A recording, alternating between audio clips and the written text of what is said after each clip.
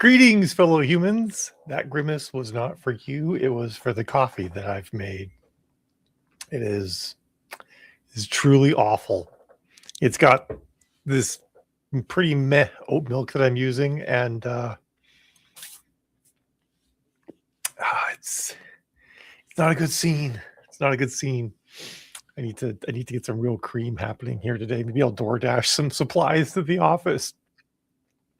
Hope everyone hearing the sound of my voice is having a fabulous Thursday, and perhaps even has you have a good Friday lined up. I just realized I cut my finger right there.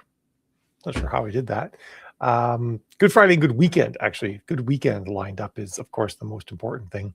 If you saw the headline for this video, we are making an announcement today about something called authoring, but I'm going to save that for a wee bit later in the video because it takes a bit for everyone to get the notices from the old Facebook that we're actually live. So I'll wait for that. But a lot's been going on this week, and I feel like I'm practically frantically keeping up at the moment. Part of it's on my own end. My main computer that I'm using at the office has been flaky for a while. And back when we lived in the States, it was my gaming computer. And if it needed to be rebooted every now and then, it wasn't the end of the world. But I'm using it as my main computer at the office. And I'm I probably need to deal with this flakiness at some point here, because today it was off when I came in, and it shouldn't have been off, and it took me half an hour to almost an hour to get it to work properly. And my really good computer that is primo workstation machine is at home. So not super useful. So that has been consuming a bunch of time, trying to fix it, failing to fix it, and then also doing a bunch of work with local AIs, because the things that I've been wanting to do for some time, separate from the authoring announcement I'll be talking about shortly, is I want to make a system where authors can upload their books to effectively a private AI, and that private AI can then be used to help you basically create a book Bible, to research your own books, to be able to query things about your own books, to look for hey, here's all the books in this series. What open threads did I leave hanging? What hooks did I put in place that I never answered with any other text? Give the authors the power to do all of that stuff on their own and not have to upload their books to a corporate system that may train on their books, or may train on the queries used that they used against their books. I know some people don't want that. So that's something I'm working on, and that's also consumed a bunch of time. 6 o'clock, and you feel like going to bed, Monique? That's crazy talk. Oh, I should turn comments on. There we go. Now everybody can see comments across all the different places I stream. So yeah, that's been something that's been I've been thinking about for a while. I'm starting to play with it. I managed to hook up my big AI crunching machine again.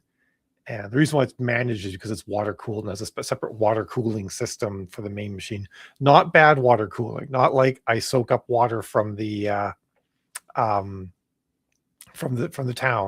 to keep cooling this computer. It's a closed loop. It uses its own water, then it runs fans on a radiator to cool it off. So I'm doing the good thing. But what I've determined is that to run the kind of AI that I need to run, I need a bigger computer. So I've got some stuff on order to test out. Because that's basically the way it kind of works, is is actually, for anyone who cares. If you don't care, I guess throw in the comments Mal, stop talking about bits and bytes. But AIs are measured in how many billions of parameters they have that they're sort of processing. Big full fat AIs like Claude and ChatGPT and Gemini are in the hundreds of billions of parameters. And the way that it kind of works is each parameter takes a byte, if memory serves, is how it kind of plays out. A byte of data. And so, or is it 4 bytes? It's 4 bytes. I'm sorry. Each parameter takes 4 bytes of data. And so, of course, a billion parameter AI takes 4 billion bytes, otherwise known as 4 gigabytes of data to hold. And then they have ways of because each sort of parameter is 32 an int32 number, 32 digit number. And so so it takes like a byte is 4 digits, so 4 times 8 is 32. So it takes 4 bytes to hold a parameter, unless they shrink the parameters down from say 32 digits to 16 digits. Then it only takes 2 bytes. And so to fit on like a regular computer only has about 8 gigabytes of graphics, which means you can fit a 2 billion parameter AI on that graphics card, because graphics cards are actually what does AI stuff. Um, and that AI is dumb. But to put too fine a point on it, a 2 billion parameter AI is not even as good as a decent search engine.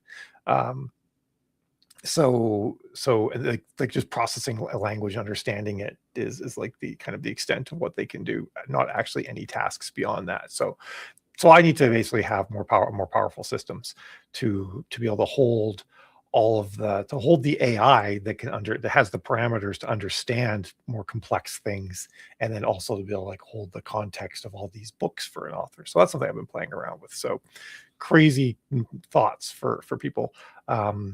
I know a lot of people actually. I don't.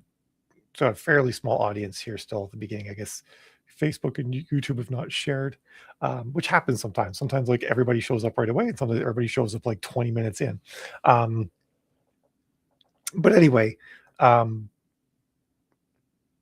I don't know everybody's like super keen on AI, but I think there are definitely useful tools that are part of AI, and then like anything, like we could all agree that dynamite, the explosives are super handy for mining and for getting materials and for I don't know, getting access to water or something like that. And explosives can be used for very bad things as well. And we could fell a tree for a good reason.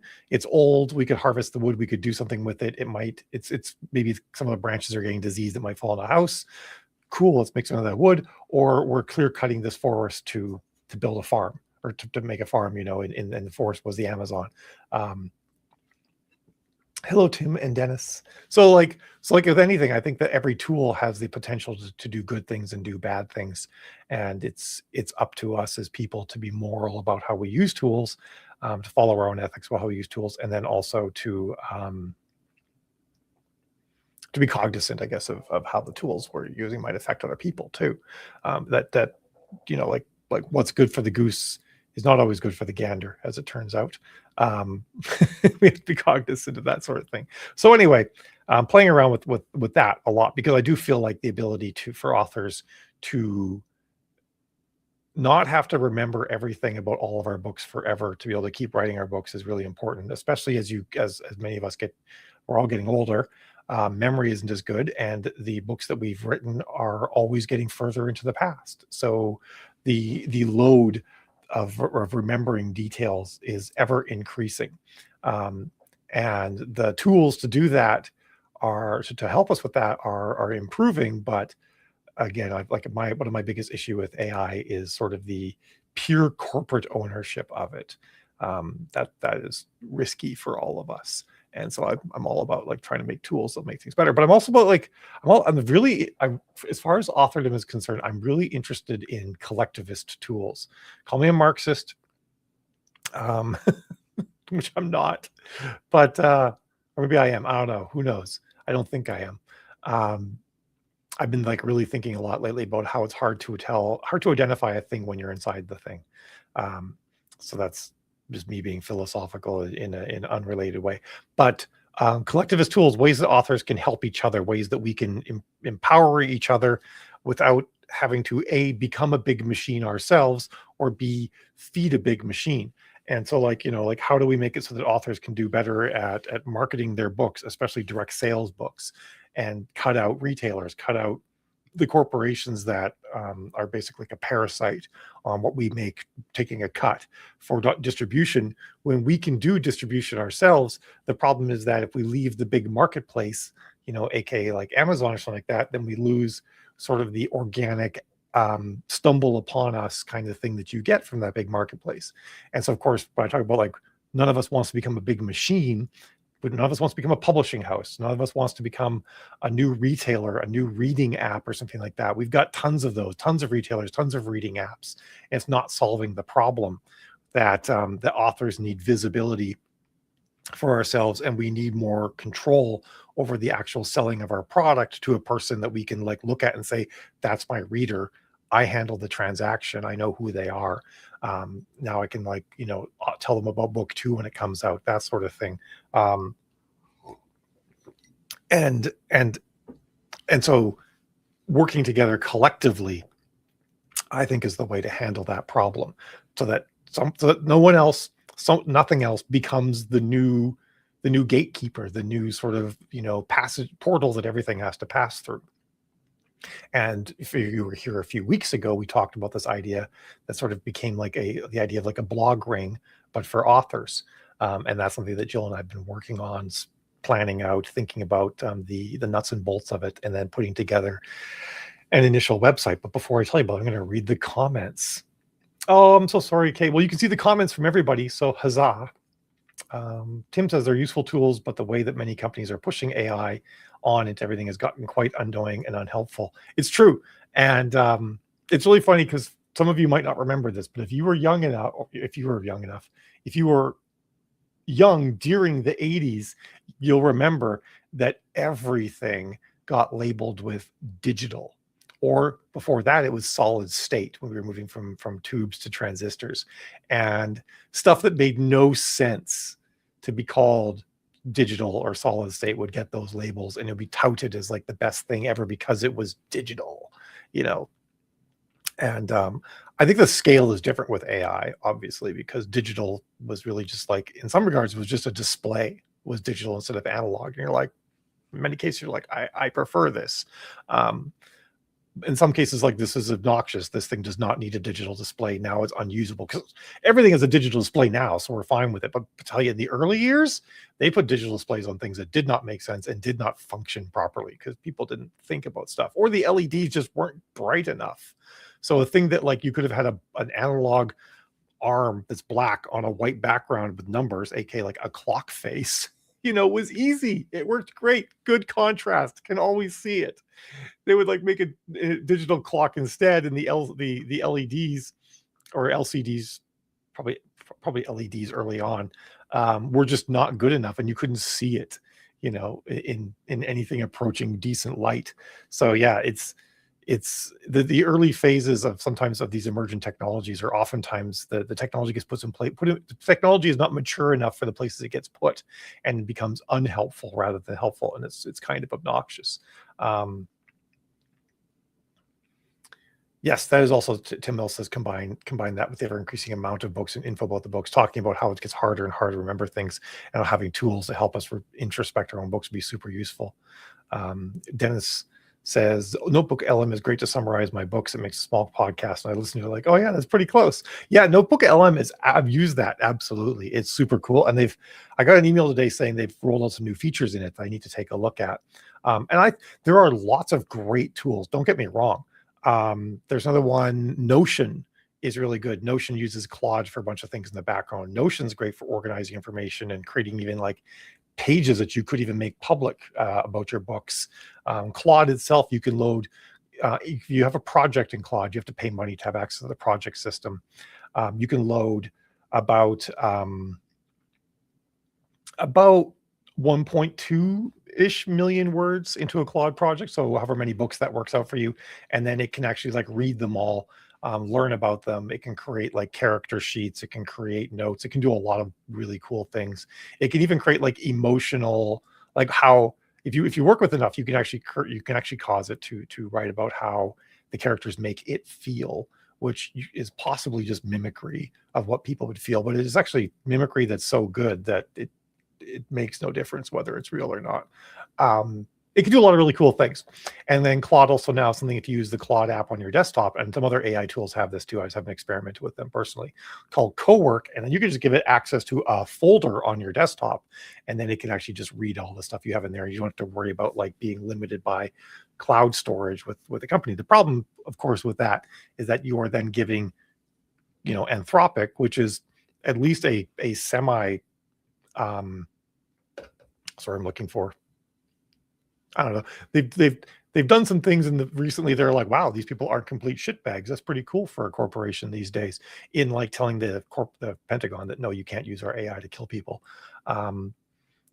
which is like, if you think about it, it's a pretty low bar, right? Like that's like basement level expectation kind of thing for what we think, how we think our companies should behave. But hey, in an era where many governments are finding new basements to go into for expectations, having and corporations as well, having that, I was shocked that they didn't fold. Let's just put it that way. I was shocked that they didn't fold to the Pentagon. But even so, I don't really love the idea of giving some corporate system unfettered access to part of my hard drive to read and study what I've put there. And I'm not a paranoid person and generally don't give a shit, but I'm just sort of like, I'm not super pleased with the track record we're dealing with here. So I sort of to bring out some of that. That's why I want to make a system people can run locally or with a smaller company that they trust to actually be holding this information for them, that sort of thing. Yeah.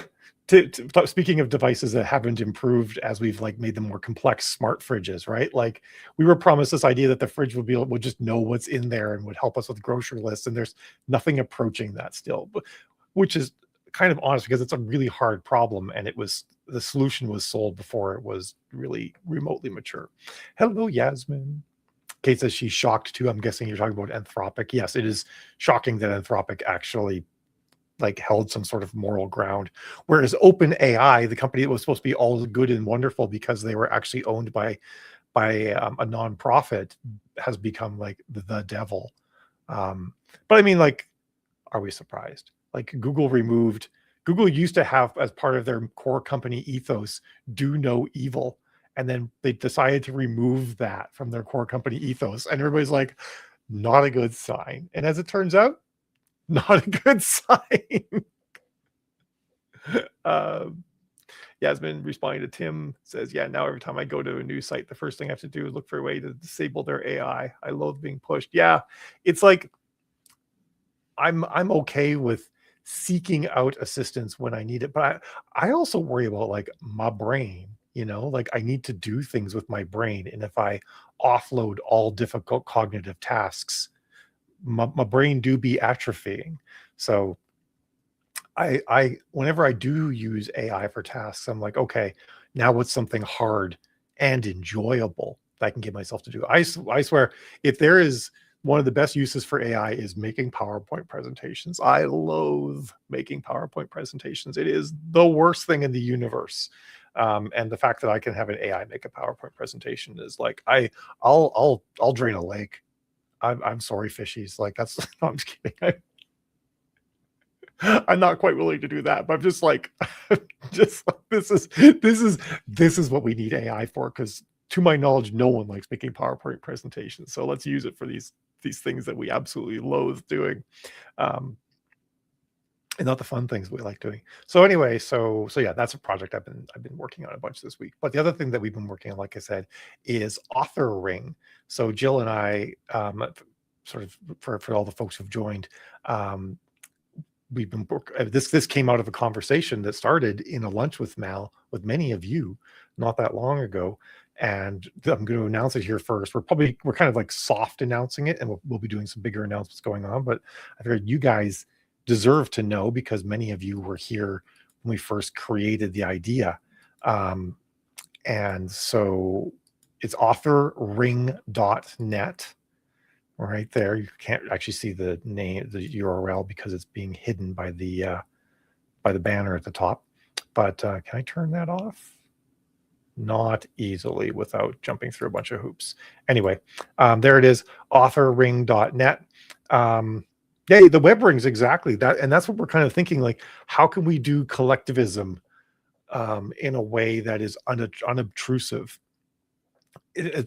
Somewhat unobtrusive. It needs to still be visible, but where every author still has their own website, has their own e-store, has their own direct connection to the customer, but we leverage each other for discoverability. and I think there's gonna be some nuance that will come into it. We're probably gonna have to, like, one of the things I really I'm gonna actually do, especially at the beginning, is we're going to need to vet what genre people are actually in, because the system is going to the users trusting the system, readers trusting the system, will require them to say, like, hey, when I say take me to the next, why choose shifter author on the list, I want to land on a why choose shifter author, not on I don't know, small town cozy, that or someone has a dream that they're a shifter, that kind of thing. Like, we need to make sure we have reader trust for the system to work. So we're going to, like, be vetting what categories people get to go in based on their books and stuff like that, and building it out. It's going to be pretty cool. It's going to have some basic theming that people will be able to pick. So it's going to be like a bar at the top of the website, and then it'll be like, next, previous, random, take me to a full list, that sort of thing, of all these different authors. And the idea is to circumvent retailers, to circumvent the gatekeeping of having that happens when every author has to sort of market for themselves. And it's going to be like, I don't know, it's going to be like a lightly paid system, just like, because we're going to have to run servers to do all of this. So we'll collect enough money to pay for it, but we're not building this to actually, like, be profitable. Like, enough profits, we have, like, a bit of a war chest in case, like, things get more expensive or whatnot, but we're not, like, looking to make a ton of money off of this. We just want a system that helps all of us do better at reaching people, because I really do believe that direct sales is the future for authors now more than ever. And it's too expensive for each one of us to run Facebook ads. Plus, by running Facebook ads to drive people to our direct sales website, we're just changing who we give the money to. So I want to work on that too. So yeah. Yeah, some of the older ideas did really work. So please go sign up, authorring.net. Share it with people. Talk about it. We're working on building it as basic and as unobtrusive as possible, the way it'll sit people's websites, but also still visible enough that readers will catch it. Initially, it is going to be just for direct sales, and maybe we'll break it out so there's a direct sales version and a non-direct sales version. I have to kind of figure it out. But even if you don't have a direct sales website, please do sign up that you're interested, so you get information about it. And that, whether you actually have a site you can put it on right now or not, signing up that you're interested is still going to be great, because you get to become part of the conversation. And I think everybody needs to be part of the conversation about how we do this sort of thing. So yeah, like I said, we're super stoked that we're going to be doing this. And since I have a coding background, I'm pretty comfortable with this sort of thing. It is not a complex project. The most complex part about this is really making it so that it's a non-blocking and fast loading system. I want to make sure that it doesn't block the rest of the website from loading, doesn't, like, slow anything down, loads asynchronously after the fact, but also, like, doesn't jitter the website. Like, a lot of things, like, if it's going to load the top, it's going to push the rest of the website down. So it needs to have space for itself, so that, if it comes in like a second later, the website doesn't jerk down and someone misclicks.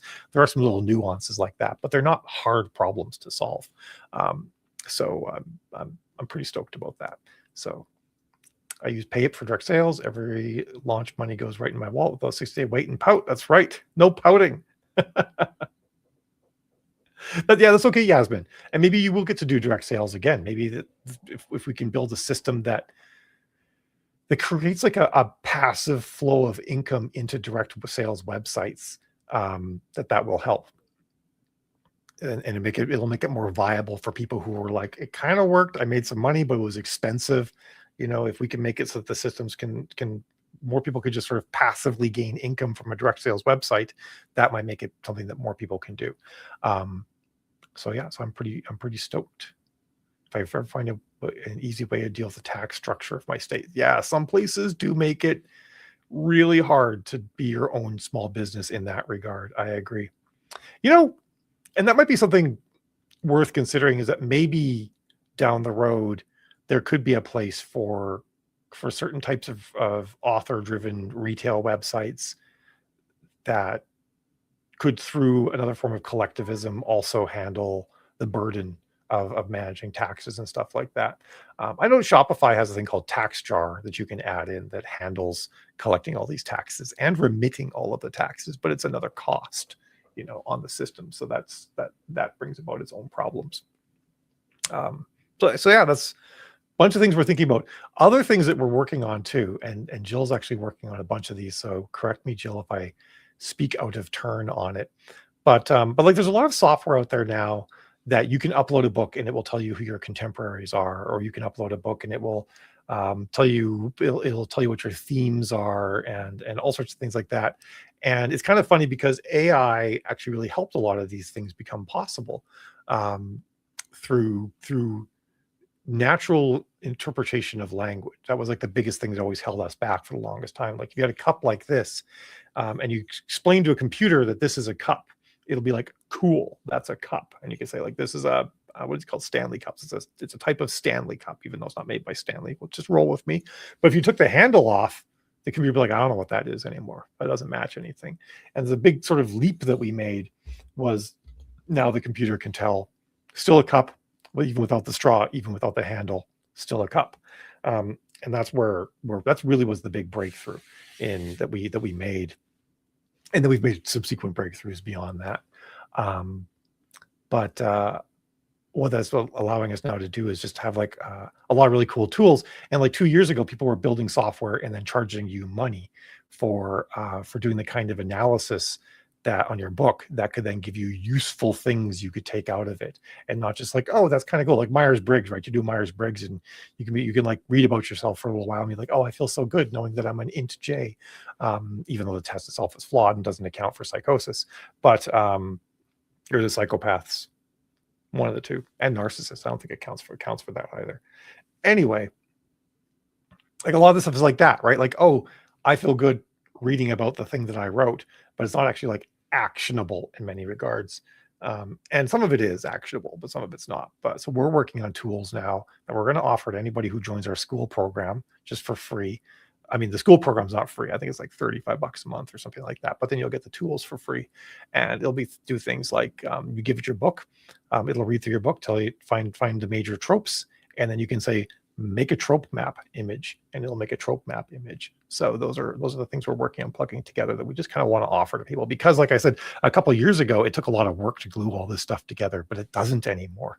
It's so simple now to glue a lot of this stuff together that anybody could do it, quite honestly, but we're making the tools because not everybody wants to learn how to do that, and then manage it and whatnot. So some pretty cool things coming along that we're going to put together and offer to people. And then if people don't want to use AI for those things, they don't have to either, but it'll be a cool thing. And that kind of goes back to what I was saying about like every tool can be used for good or bad, but at a certain point, and this was me, I actually have resisted using AI for almost everything a lot.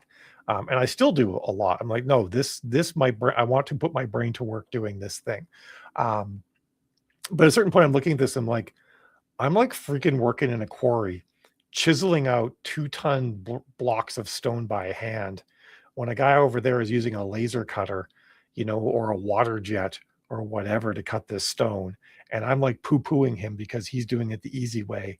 But really, I'm the one that's the fool over here doing stuff the hard way, when there's this thing that will make it so much easier for me to be so much more productive and spend more time doing the things I want to do. Because all of us have things we want to do and things we don't want to do. And I feel like I spend more time doing the things I don't want to do than the things I do want to do. So I've been sort of like doing some shifting work on myself and an exploration to be like, here are things that I don't want to do, that I do want to do. Also, I'm like, how do I funnel this into my writing? So now I'm writing a book on how we actually will spot emergent self-driving behavior in systems, and what will that mean, and how do we act and work with it.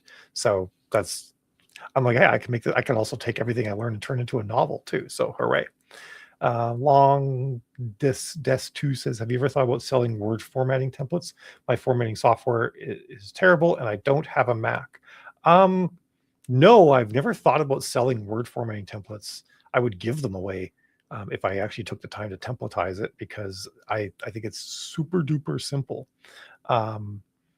If you know with this one simple trick, It's super duper simple, but it's actually true. There's like a little paragraph icon on the home menu bar thingy on Word. And if you click the little paragraph icon, it's right beside the styles, it shows you all the formatting stuff behind the scenes. And once you have that and then know how to change all that formatting stuff and how to work with it, it becomes like super simple. But yes, I really should do that. Make that available to people. I think it could be pretty cool. Because I literally, like, so back in the day, there was a thing called CreateSpace. CreateSpace existed before Amazon could do print books, before Amazon had print on demand, and then Amazon bought CreateSpace, and then eventually rolled CreateSpace right into KDP, and now it's part of the KDP platform. However, CreateSpace had Word templates that you could download to format your book, and so I downloaded these Word templates from CreateSpace in 2014, and I've been using them ever since. I've modified them a lot and actually kind of rebuilt them to be more streamlined for what I need, but they're, once you have a template, it is shockingly resilient, and you can just sort of keep on using it, is what I'm saying. So yes, I should totally do that.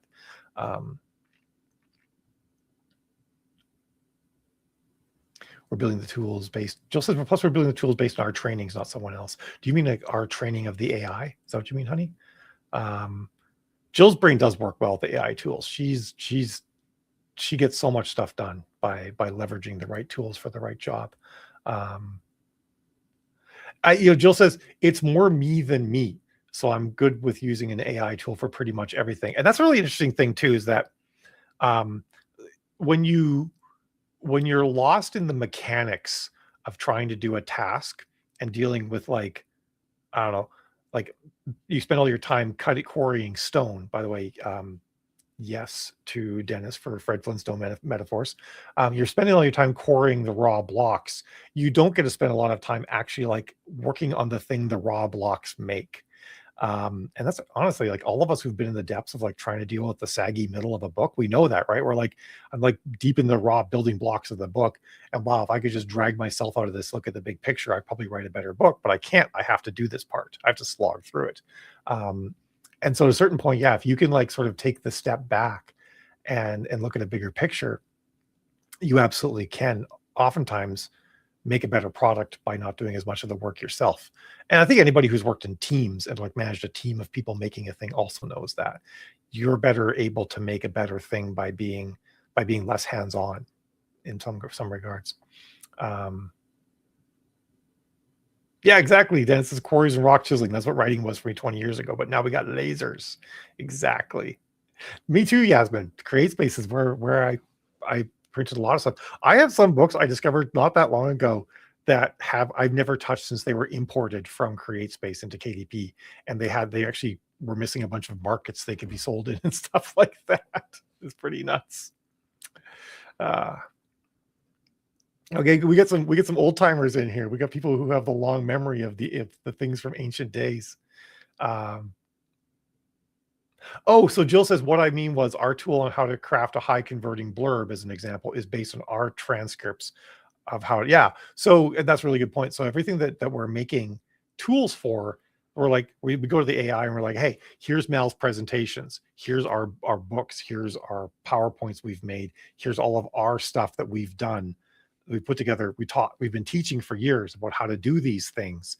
Now, like, here's our genre and trope class where we discuss how to introspect genre and trope. Now make a tool based on our teachings. Yeah. So we're not like just like coming along and saying like, oh, here's all this information out there about how to do the thing, I'm going to make a tool out of that. We are making a tool completely and exclusively on our own stuff. So we're not taking from someone else to do that. I think that's a really important point, you know.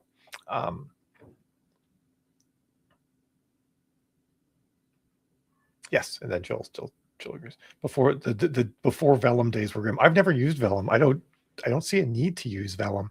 I write my books in Word, in the final formatting. As I'm writing it, the file I'm in is already formatted for print, which is great because I have fewer steps. I could take that exact file when I'm done, and submit it as print, and I can also submit that exact same file with one tweak as the ebook.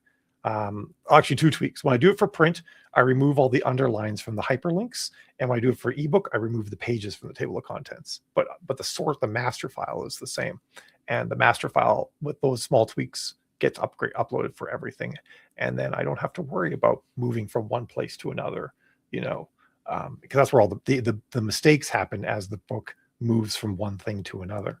So I decided I wanted to reduce the number of steps, reduce the number of movements. And the Facebook ad tools will be based on my presentations also.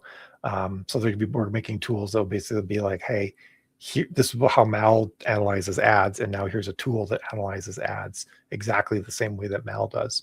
And it's like, I'm still experimenting with that and playing with it, but it's working really well, which means we can just democratize everything, right? Authors spend less money, have access to better tools, spend more time writing. That's what we really want for everybody to be able to do.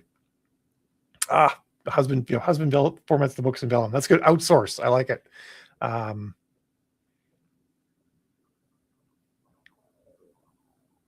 Yep. So Jill said Mal and I started on a writer. I say we got started on a writer website.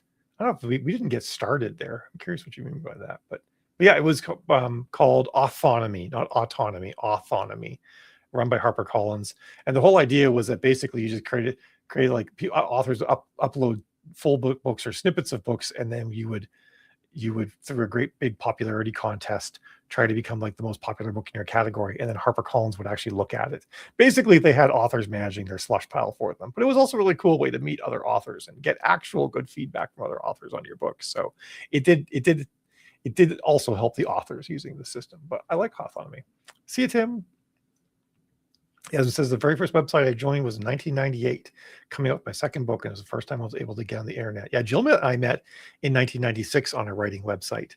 So we've been at this for a while too. Jill says there are a lot of services with these custom reports you can order from them, but we want to give the authors the tools, so you don't have to pay for the report just to access the tool, and then run the report as much as you want. And also for really minimal costs. So that's kind of what we got going on. We're doing a ton of work on these things, and then, like I said, we're going to use big online tools for a bunch of them, but then we're also like, well, can we just like build and host ourselves as well? So that some things, so we if the big company decides to change what you can do with their AI, or they do something unsavory and you don't want to do business with that big company anymore, which, I mean, all of the AI companies already have, half their body dipped into that pool to begin with, the unsavory pool. They've gone far beyond dipping a toe into it. So, and the other cool thing too is if you think about like what AIs were trained on, that sort of thing, there are open source AI models that were developed by universities and stuff like that were more ethically trained, as far as, it's kind of tricky. Like those open source models were made for non-commercial purposes, so they were more ethically trained in that regard. But if we use them for commercial purposes, does that still count? There's some things to consider in that regard, but there are ones that are better than others as far as the training material that they're used on. So that's something we're thinking about too. But the authoring stuff, of course, is separate from that. It's just pure collective work together to help each other. So hopefully that's going to appeal to people no matter what. But I'm a really big believer in the democratization of tools. The more we can make low cost, high output tools available to everyone, the better it is for all of us, right? Like I talk about like how back in the day, if you wanted to be able to write a book, you had to be rich, or you had to have a sponsor, because too many people, everybody was busy with subsistence living. If you weren't making your own food, then you didn't have free time to do things like that, or your job just was like sun up till sundown. Writing a book was really hard, so you had to be privileged in some way to be able to write a book. And then as society progressed, we got more free time. You didn't have to be as privileged to write a book, but even pen and paper or a typewriter was like really expensive and could be a blocker. The cost of like printing out manuscripts and mailing them to publishers or agents or whatever was oftentimes beyond the affordability of many people. And now we've made it more and more accessible. The same thing true just to art. You used to have to go out and make your own paints and have the time and the ability and the knowledge of chemistry to be able to do that. And then it became easier to get paints. Also, the things you made paints from might accidentally kill you because you didn't realize what was in them. And now, but it was still like expensive to buy paint and buy paper and canvas and brushes and all that. And now, you spend $600 on an iPad and you can make art forever at no cost beyond that one cost and the power it takes to charge the iPad and access the internet. So I really do believe that the more we democratize access to tools to make things, even though people will complain along the way that, this particular implementation of this particular market for this particular media will get erased by that. I still think that over time, the good outweighs the bad. And it allows us to have more time to be more directors of what we're making rather than laborers cutting stone out of a quarry. I think that's good for all of us. So kind of my crazy ramblings are so cool things coming, I guess is what I'm saying, that I'm pretty stoked about. Brain and mouth got out of sync here for a moment. And one of the coolest things I think too is that using more powerful tools, more evolved tools to do my work gives me more time to write, which I personally am really stoked about because I've been really enjoying getting back into writing more and more lately. I've been having an absolute blast writing, especially now that I'm writing something that is really, I think, actually like really important for the time we're in. Writing a story about how we will. It's a novel, right? Because I want to make it accessible to more people. A story about emergent AIs, how we treat them, what it means, how we detect emergent AIs, like actual AIs, not what we have, not sort of like the broad thing that we have right now, like an actual entity with agency. And what that means, like what that says about us, what it says about them. And the really important reason why I'm doing this is that if I can produce something that is instructional for both humans and future AIs as a book, and then all the big companies train on my book, that information, that nugget gets back into the training material and becomes a foundational part of future AIs. So that's actually sort of like the roundabout thing that I'm trying to do. Because at some point we're going to make actual AI, like an actual sentient being with its own agency. And I want material that is not like, we were scared and tried to kill you. I want material that says like, hey, we decided to operate from a base point of dignity, treating nascent beings with dignity. I want that to be in the training material as well to hopefully offset the we're scared of you and we want to kill you side of things. Because at some point that will matter. At some point, stuff like that in the training material could be the difference between the Terminator future and the Star Trek future. So some really crazy, weird, existential food for thought there about the decisions we make now, wildly affecting the fate of the human race in 1,000 years. Yasmin says Book Report has a new series info on it. Yes, read through the sales, but I still think that's a lot per month for a sales. What the heck do you call it? It shows you sales. I'm not quite what you mean. Sure, what you mean. Oh, is it their forecaster? I haven't looked at that part yet. All this Book Report's doing lately, I suspect, are very AI powered, by the way.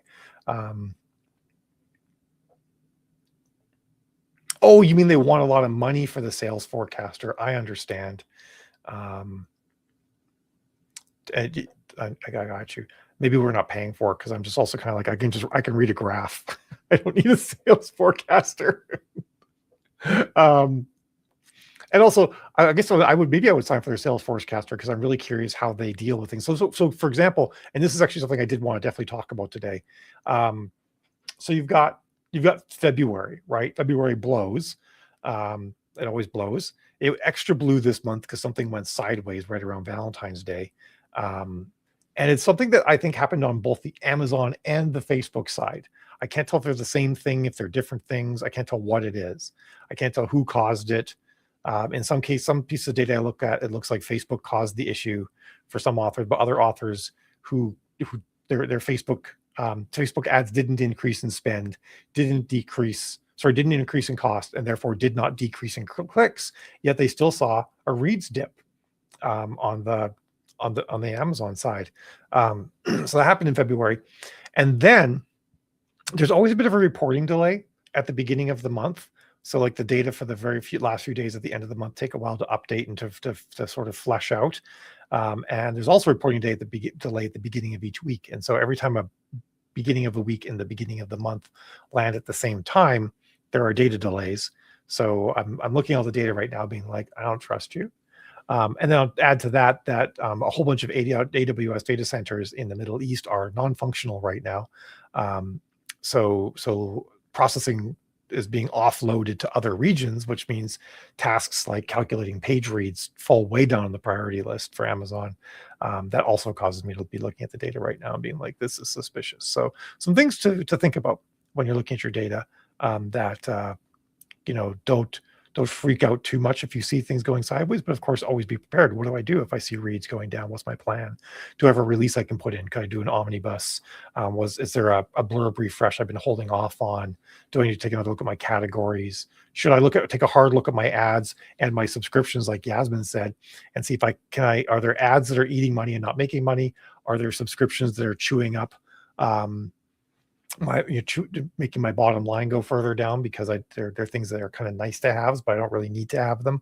I could tighten my belt right now. So definitely some things to think about in that regard. And yeah,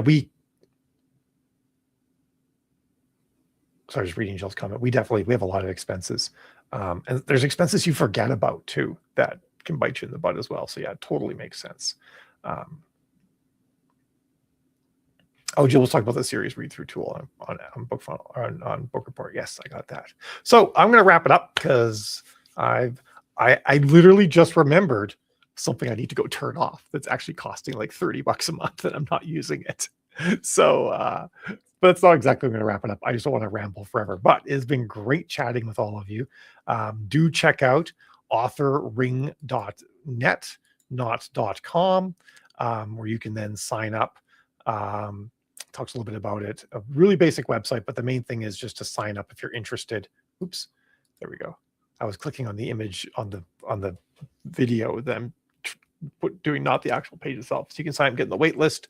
And this, like I said, is going to be just like the old blog rings of old and the old website rings of old. Something at the top of the website, sort of like is going to be, there's going to be one for each major genre and subgenres as well, because those matter.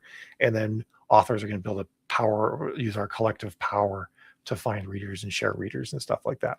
Kind of like it's in spirit, it's the same thing as like newsletter mentions and whatnot, getting someone else, newsletter swaps, but it's going to be sort of on a more persistent, less focused, less obtrusive thing that hopefully can create like a baseline for all of us that will be helpful for all of us. And especially for people who don't want to be shopping on Amazon anymore and be like, hey, here's the alternative. Here's how you shop directly from authors, and a bunch of them. And you can wean yourself off Amazon, which I think is a great thing for all of us too. All right. Ciao. Awesome chatting with all of you, and I'll see you next week. Next week is week 1 of Brunch with Mal, so I will be having brunch, which I won't actually be having, but in spirit, I'll be having brunch. So, but for most everybody else, it's going to be at the same time, except for folks in Europe. It will become an hour earlier until daylight savings time hits in Europe. So for about 2 weeks, it's going to be an hour earlier for everybody in Europe. But for people and also for people in Arizona, it'll be an hour earlier as well. So there's that. Yeah, the time change happens for everybody else this weekend, honey. So I'll be marching on. Yeah, you'll be 2 hours behind your friend Dana. Yeah, 2 weeks. Yeah, I'm sure people in Europe are pretty cognizant of the time difference because you deal with a lot of stuff. Yasmin, British Columbia province in Canada is abandoning. Actually, they're permanently switching to daylight savings time, I believe, as of this weekend. They're not ever going to go back. So British Columbia has joined Saskatchewan and Arizona as places that don't swap time all the time. I'm pretty sure it's this weekend, Yasmin. Yeah, I'm sorry. Emotionally prepare yourself. Try to prepare your animals. Your pets are all going to be like, why are you feeding me at a different time? That's right. You've mentioned that, Monique. Yeah, so that won't be a problem. Awesome. All right. I am dispersing now. I shall see you guys later. Have a fantastic weekend. Ciao.